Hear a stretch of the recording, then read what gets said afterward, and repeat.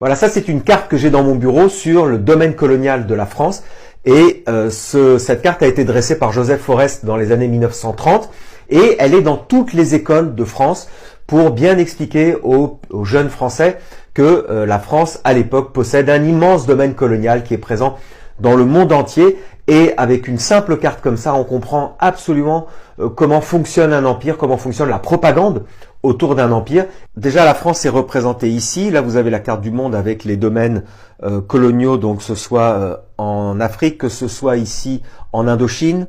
Vous avez en Cochinchine, vous avez aussi Nouvelle-Calédonie ici, les îles Marquises. Vous avez ici Madagascar. Ensuite, la Guyane qui est liée avec Guadeloupe, Martinique. Ici, vous avez Guadeloupe, vous avez Saint-Martin. Vous avez ici des indications extrêmement choquantes, pays colonisés par notre race latine, en vert. Donc, vous voyez ici en vert, voilà, tout ça, c'est comme ils appellent à l'époque la race latine, pays où notre langue est parlée dans la majorité.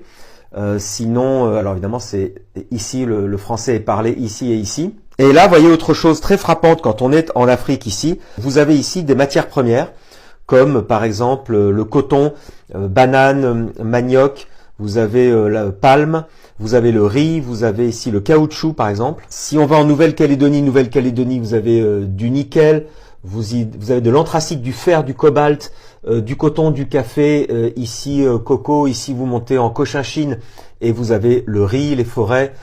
Ici en Indochine, on a l'indigo, le poivre, le coton, le bois, le riz, la soie. Et il faut s'imaginer les jeunes Français en 1930 avec les yeux rivés tous les jours sur cette carte ou ce type de carte, il y en avait d'autres aussi, en se disant tout ça appartient à la France, tout ça c'est la grandeur de la France, etc. Vous connaissez le discours.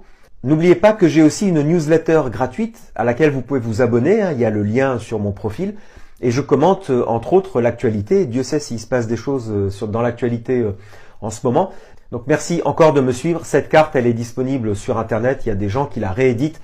Vous tapez simplement son titre, Domaine colonial de la France par Joseph Forest et vous la retrouverez facilement.